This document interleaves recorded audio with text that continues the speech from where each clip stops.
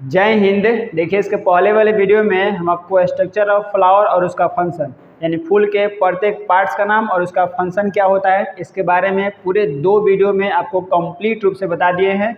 दोनों video channel पर upload कर दिया गया है, लिंक डिस्क्रिप्शन बॉक्स में भी हम दे दिए हैं। वहाँ से जा करके या चैनल से आप कहीं से भी जा करके उन दोनों पार्ट्स को देख लीजिएगा।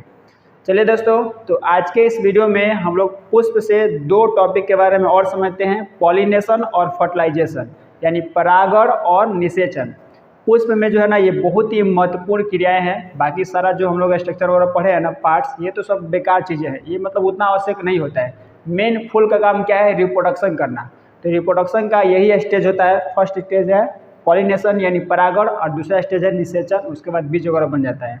क्योंकि फूल का काम क्या है? रिप्रोडक्शन करके बीज और फल का निर्माण करना, मुख्य रूप से बीज का निर्माण करना। फल तो उस बीज की सुरक्षा देता है, बीजे से जो है ना नेक्स्ट पौधे की उत्पत्ति होती है। तो चलिए दोस्तों, इन 2 टॉपिक को हम लोग ना इस वीडियो में कंप्लीट रूप से बेहतरीन तरीके और पूरा आसान से डिटेल से इस दोनों टॉपिक को समझते हैं। चलिए इस वीडियो को शुरू करते हैं। देखिए, पॉलिनेशन परागण को हम लोग इंग्लिश में पॉलिनेशन और निषेचन को इंग्लिश में फर्टिलाइजेशन कहते हैं। क्योंकि पुष्प में ये दोनों क्रियाएं जो है ना आगे पीछे मतलब एक ही बार होता है।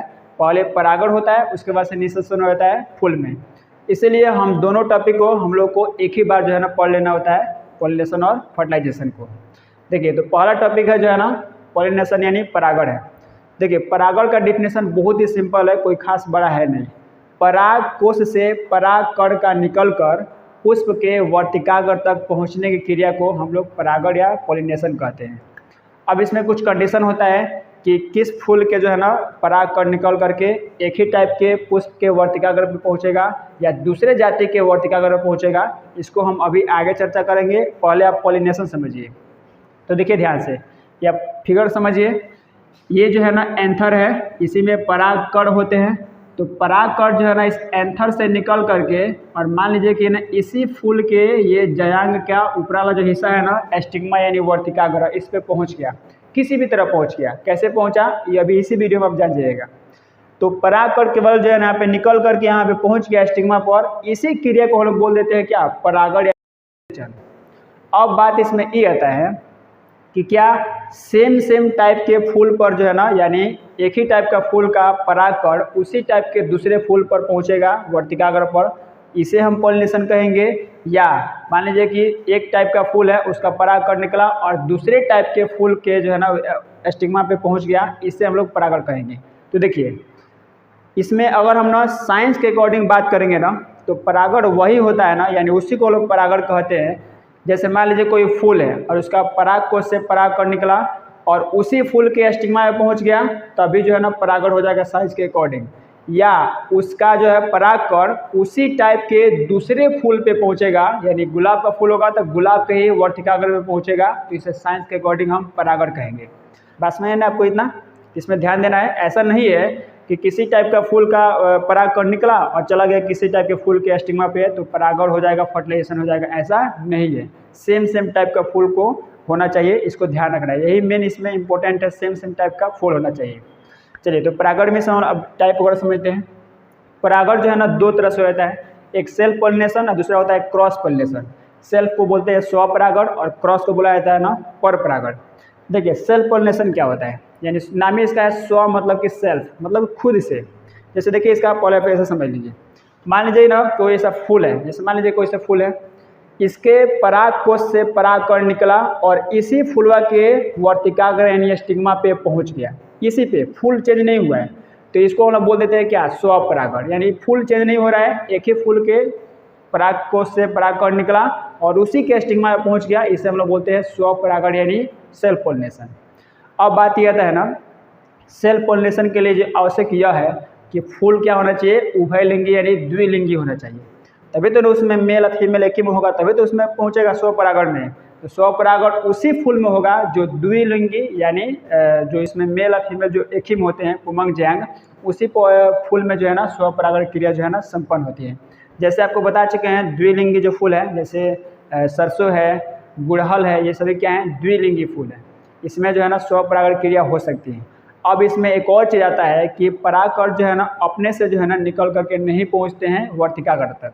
इसमें पहुंचने के लिए माध्यम चाहिए। तो माध्यम को हम आगे जस्ट इसी में चर्चा करेंगे कि कौन कौन से फैक्टर होते हैं, उसको अभी आगे चर्चा करेंगे इसी वीडियो में। तो आप स्वपरागण समझ गए कि सेम फूल के वर्तिकाग्र पे पहुंचेगा तो स्वपरागण। अगर जो है ना सेम पे न पहुंचे, जैसे मान लीजिए कि जैसे क्रॉस में क्रॉस पॉलिनेशन होता है ना, कि जैसे मान लीजिए फूल है, आप इसको ऐसे समझिए, फूल है, इसके एंथर से यानी पराग कोश से परागकण निकला और इसके स्टिग्मा पे नहीं बैठा है, अब इसी पौधे के दूसरे फूल के स्टिग्मा पे ऐसे पहुंच गया, इसे हम लोग बोलते हैं क्रॉस पॉलिनेशन। पौधा सेम ही है, बस फूल जो है ना चेंज होना चाहिए, फूल का जाति सेम होगा, बस फूलवा चेंज हो जाना चाहिए। ऐसे फूल का, इस फूल का परागकण जो है ना इसी पौधे के दूसरे फूल के स्टिग्मा पे पहुंच गया, इसे बोलते हैं क्रॉस पॉलिनेशन। या मान लीजिए कि एक पौधा जैसे गुलाब का है और इसका जो है ना एंथर से परागकण निकला और इसी गुलाब के पौधा इसी जाति के दूसरे पौधे के फूल के स्टिग्मा पे पहुंच गया परागकण, इसे भी हम लोग ना पर परागण यानी क्रॉस पॉलिनेशन कहते हैं। फूल चेंज होना चाहिए, बस दिमाग में आपको ये याद रखना है ना, जाति चेंज नहीं होना चाहिए, यानी फूल सेम टाइप का होना चाहिए, बस केवल फूल चेंज हो जाए वह पर परागण। अब फूल नहीं चेंज होगा, एक ही में दोनों हो जाएगा, अपने में गुटिया के कर लेगा, उसको बोलते हैं स्वपरागण। अब दोनों में अच्छा कौन होता है, तो देखिए स्वपरागण जो है ना उतना अच्छा नहीं माना जाता है, क्योंकि इसमें जो है ना जब जैसे देखिए बता रहे हैं, देखिए ये जो है ना स्वपरागण ये खुद अपने में फरिया करके ना अपने में शादी वगैरह कर लिया, अपने में परागण कर लिया। अब जब अपने में कर लिया तो बात ये है कि जो गुण इन दोनों में होगा ना वही न टाइप का अगला जनरेशन में आएगा। जैसे स्वपरागण, जैसे ज़्यादा पौधे में स्वपरागण नहीं होता है, मुश्किल से 5 से 10% पौधों में जो है ना स्वपरागण क्रिया होती है, और उसी में होगा जो द्विलिंगी फूल होगा, जिसमें मेल फीमेल दोनों एक ही में होंगे। और इसमें दिक्कत ये है ना कि ज़्यादा अच्छा फूल खिलता ही नहीं है। सोचिए कैसे, जैसे मान लीजिए कि दो गो, जैसे कोई लड़का कोई लड़की है, और उन दोनों को शादी करा दीजिए और दोनों का जो है ना पूरा गुण वगैरह कुंडली वगैरह हर चीज़ मिल रहा है। अब बताइए उनसे जो बच्चे का जन्म होगा ना वो ज़्यादा एक्टिव, ज़्यादा अच्छा मतलब नहीं होगा, ना शारीरिक बनावट से, ना मेंटली, ना किसी चीज़ से भी उतना तेज नहीं होगा।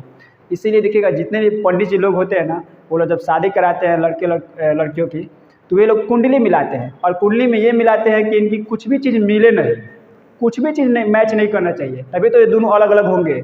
इनसे जो रिप्रोडक्शन वगैरह होगा, जो बच्चे का जन्म होगा, वो बच्चा जो है ना अच्छे हाई क्वालिटी का होगा, उसका दिमाग भी खूब अच्छा से डेवलप होगा, शारीरिक बनावट भी खूब अच्छा होगा, एकदम घोर वगैरह हर चीज़ में जो अच्छा होगा। तो इस चीज़ के लिए जो है ना स्वपरागण इस हिसाब से देखा जाएगा ना तो अच्छा नहीं होता है। इसमें छोटा अगर कोई फूल होगा ना, तो इससे अगर स्वपरागण हुआ तो अगला जो फूल बनेगा ना वही छोटे रह जाएगा, उतना अच्छा से खिल नहीं सकता है, इसलिए स्वपरागण उतना अच्छा नहीं बनाता है। अब बताता है पर परागण। तो क्रॉस पॉलिनेशन ना ज़्यादा पौधे में क्रॉस पॉलिनेशन ही होता है, और सबसे अच्छा विधि माना जाता है परागण का। लगभग समझिए ना कि 80 से 90% जो पौधे होते हैं उनमें क्रॉस पॉलिनेशन ही होता है। क्रॉस पॉलिनेशन के लिए अब इसमें एक दिक्कत ये आता है कि परागकण को एक फूल से दूसरे फूल पर ले जाएगा कौन, तो वो आता है फैक्टर, जिसमें कीट भी हो सकते हैं, हवा भी हो सकता है, हम लोग भी हो सकते हैं, तितली, भौरे, पानी, हाथी, पंछी, चमगादड़, ये सभी के सभी क्या है, क्रॉस पॉलिनेशन के क्या है, फैक्टर है। यानी परागकण को एक फूल से दूसरे फूल पर लेके जाने वाले स्टिग्मा पर ये क्रॉस पॉलिनेशन के फैक्टर आते हैं, इसी में भी चर्चा कर रहे हैं। तो क्रॉस पॉलिनेशन समझ गए आपको, स्वपरागण और क्रॉस पॉलिनेशन समझ गए। ये दोनों में अच्छा कौन है, पर परागण, इससे ज़्यादा नए नए फूल खिलते हैं। एक पौधे का जो है ना परागकण उसी टाइप के दूसरे पौधे के स्टिग्मा में पहुँचेगा, तो ये क्रॉस पॉलिनेशन है, और इसमें अच्छा सुंदर एकदम बढ़िया फूल खिलेगा, और वो अच्छा सा आकर्षक भी होगा, ज़्यादा एट्रैक्टिव वगैरह अच्छा होगा। तो ज़्यादा अच्छा माना जाता है, पर परागण स्वपरागण उतना अच्छा नहीं होता है। चलिए तो अब इसका स्क्रीनशॉट ले लीजिए, हम पूरा इसका डेफिनेशन लिख दिए हैं, आप स्क्रीनशॉट ले लीजिएगा, आपको पढ़ने में आसान होगा।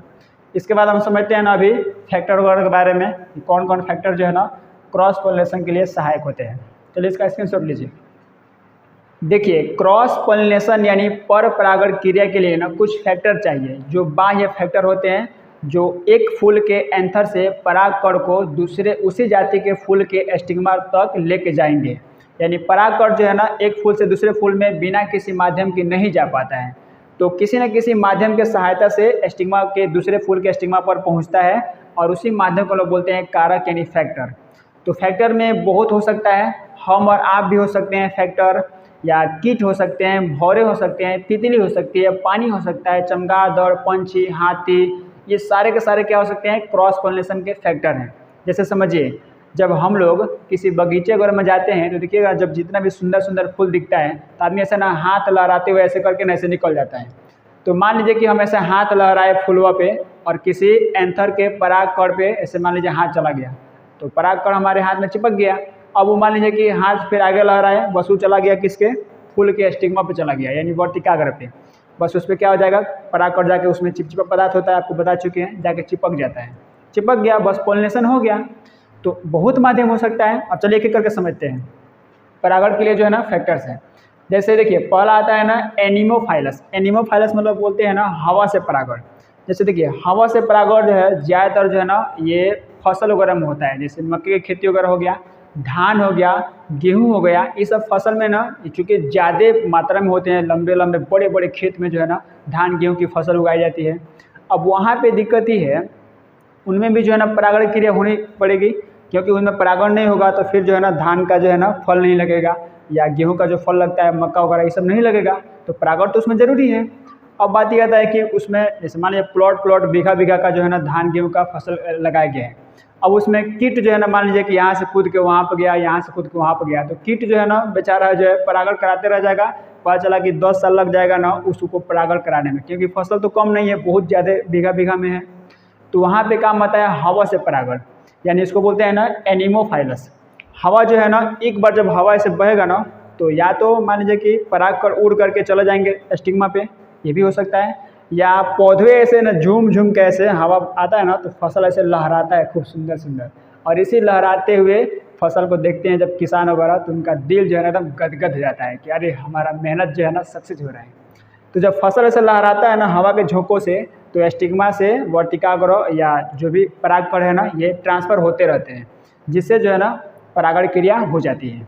तो मक्का वगैरह का है, धान है, गेहूँ है, इस सब में परागण किससे होता है, हवा से। ये ज़्यादा पैमाने पर होता है, इसे हम लोग एनिमोफाइलस कहते हैं। किससे, हवा से परागण। तो इसको आप लिख सकते हैं, हवा से जब होगा तो हमको उसको बोलते हैं एनिमोफाइलस। अब सब जगह तो हवा से होगा नहीं, जहाँ पे कम है वहाँ पे किससे होगा, तो कुछ जगह जो है ना पानी से भी होता है, हाइड्रोफाइलस उसको बोलते हैं। हाइड्रो मतलब पानी। जैसे देखिए, कुछ पौधों में परागण जो है ना पानी की वजह से होता है, यानी पानी के माध्यम से होता है। जैसे मान लीजिए कि वर्षा हुई और किसी फूल का जो है ना परागकण जो है ना उसी पानी में दह करके और किसी जाके दूसरे फूल के, उसी जाति के फूल के स्टिग्मा पे पहुँच गया, तो इससे भी परागण हो गया। तो पानी से जब परागण होता है ना उसे हम लोग बोलते हैं ना हाइड्रोफाइलस, जल से परागण। अब यहाँ से ना आप याद रखिएगा एक अपवाद में, जैसे अधिकांश बच्चों को ये लगता है ना कि जो कमल का फूल है ना उसमें जल से परागण होता है, जबकि ये गलत है। कई बार एग्जाम में से क्वेश्चन पूछ दिया है कि कमल में किसके थ्रू जो है ना परागण होता है, तो जल से नहीं होता है। ये मत समझिएगा पनिया में जो है वो कमल उगा हुआ है तो पानी से हो जाएगा, नहीं। कमल में जो है ना कीट से परागण होता है, कीट से। देखिए, जल से परागण का मतलब ये हुआ कि कोई मान लीजिए पौधा है और उसका फूल का जो परागकण है पानी से, वर्षा का पानी से या किसी भी पानी से जो है ना मान लीजिए कि बह करके और उसी फूल के स्टिग्मा पे पहुंच गया, चाहे दूसरे फूल के स्टिग्मा पे पहुंच गया, तो इसको बोलते हैं जल से परागण यानी हाइड्रोफाइलस। तो कमल इसमें नहीं होगा, कमल आएगा इंटोफाइलस, यानी भौरे से, कीटों से होता है कमल में। अगला इसमें है इंटोफाइलस, जिसको बोलते हैं कीट से परागण। कीट यानी भौरा, तितली सब कीटे हैं। तो कीट से जब परागण होता है ना, यानी देखिएगा ना कि जितने फूल अच्छा अच्छा खिलता है ना ऐसा रंग बिरंग का, जैसे लाल है, उजला है, पीला है, ऐसे करके फूल खिलता है। तो कीट जो है ना तितली वगैरह भौरे एक फूलों पे जाके ऐसे बैठेंगे, उनके पैरों में जो है ना परागकण चिपक गया। अब वो जाकर दूसरे फूल पे उड़ के जाकर बैठते हैं, उससे रस लेते हैं। अब वो जाकर उसको सोचिए कि स्टिग्मा पे पहुंच गया, तो परागकण जो है ना पहुंच गया, परागण क्रिया हो गई। तो जब परागण जो है ना इंटोफाइलस यानी कीट से होता है उसे हम बोलते हैं इंटोफाइलस यानी कीट से परागण। इसमें आपको याद रखना है ना, इसमें सबसे अच्छा एग्जाम्पल आता है ना कमल। इसको आपको याद रखना है, कमल में किससे होता है, भौरा से यानी कीट से परागण। इंटोफाइलस में आएगा कमल, वो पानी में है तो पानी से नहीं होता है, वो कीट से होता है यानी भौरा से। अगला है ऑर्निथोफाइलस। देखिए, ऑर्निथोफाइलस बोलते हैं चिड़िया से, यानी कुछ कुछ ऐसे चिड़िया वगैरह होते हैं ना जो एक फूल पे बैठी बड़े बड़े फूल में और दूसरे फूल के जाके स्टिग्मा पे बैठ गई, तो उनके पैर से चिपक करके चिड़िया से भी होता है। तो चिड़िया से जब परागण होता है उसे हम बोलते हैं ना ऑर्निथोफाइलस, चिड़िया से परागण। इसी में कहता है ना चमगादड़ से, जिसको बोलते हैं ना क्रिप्टोफाइलस। देखिए चिरोप्टोफाइलस जो होता है ना वह चमगादड़ से परागण होता है। तो चमगादड़ जो है ना, चूँकि वो चमगादड़ ज़्यादातर क्या है रात वगैरह में जो है ना घूमती है, रात वगैरह में उन लोग का घूमना होता है। तो चमगादड़ से जब परागण होता है उसे ना बोलते हैं ना क्रिप्टोफाइलस। चमगादड़ से परागण होगा तो उसको क्रिप्टोफाइलस बोलते हैं। तो परागण के इतने ओवरऑल जो है ना फैक्टर्स होते हैं। देखिए हाथी से भी परागण होता है। जैसे मान लीजिए कि जो बड़े बड़े फूल है ना, हाथी ऐसे जो है ना, मान लीजिए कि ऐसे टच की, पानी उसमें भरी सूंड में और ऐसे फेंक दी, मान लीजिए बड़े बड़े फूल हैं, तो हाथी से भी बड़े बड़े फूल में परागण होता है। तो ओवरऑल जो है ना ये सारे जो हैं परागण करने के यानी क्रॉस पोलिनेशन के जो है ना फैक्टर्स हैं। देखिए अगला टॉपिक इसमें है ना फर्टिलाइजेशन एंड निषेचन। जब परागकण, जैसे देखिए ध्यान से, इस एंथर से परागकण निकल कर चला जाए कहाँ पे, इस स्टिग्मा पे। अब स्टिग्मा पे आने के बाद से, स्टिग्मा पे थोड़ा रहेगा, ये तो परागण हो गया। अब इस स्टिग्मा से ऐसे ना स्टाइल से होते हुए चला आएगा हमारा इस अंडाशय में, इसी को बोलते हैं अंडाशय। अब परागकण कहाँ चला जाए, अंडाशय में। इसी अंडाशय में क्या है, अंडाणु यानी ओवम है जो फीमेल का पार्ट है। अभी आ गया ना, तो देखिए ध्यान से, परागकण यानी मेल गैमेट और अंडाणु यानी मादा यानी फीमेल गैमेट, इन दोनों का मिलना जो है ना इसी को बोलते हैं निषेचन। तो यहाँ पे दो बात याद रखना है, जो परागण होता है ना वो स्टिग्मा पे होता है, इसको ध्यान रखिएगा कि परागण क्रिया कहाँ पे होती है, तो स्टिग्मा पर यानी वर्तिकाग्र पे। और निषेचन क्रिया यानी फर्टिलाइजेशन क्रिया कहाँ पे होती है, तो वो अंडाशय में होती है। देखिए यहाँ पे अंडाशय में होता है निषेचन। यहाँ पे केवल परागकण को रिसीव कर लिया गया और नीचे आएगा ना, तो यहाँ पे अंडाशय के अंदर जो है ना उसमें फर्टिलाइजेशन होता है यानी निषेचन होता है। अब बात हुआ है ना कि निषेचन के बाद से ना फूल में कुछ कुछ एक्स्ट्रा परिवर्तन होता है। तो उस परिवर्तन को समझते हैं कि फूल में कौन मुरझा कर गिरता है, कौन किस में चेंज होता है। तब तक पहले आप इसका स्क्रीनशॉट लीजिए, तब उसको आगे समझाते हैं। जब फूल में निषेचन की क्रिया हो जाती है यानी मेल गैमेट और फीमेल गैमेट यानी परागकण और अंडाणु दोनों मिल जाते हैं इस अंडाशय में, तो मिलने के बाद से निषेचन होता है। अब निषेचन के बाद से ना फूल में कुछ कुछ चेंजिंग होने लगती है यानी कुछ कुछ परिवर्तन होने लगता है। तो समझते हैं इसमें क्या क्या परिवर्तन होता है। देखिए ये जो बाह्य दलपुंज है कैलिक्स, ये जो कोरोला है दलपुंज, ये जो है ना पुंकेसर, परागकोश, ये स्टिग्मा है, स्टाइल है, ये बेचारे सभी जो है ना मुरझा करके गिर जाते हैं बेचारे।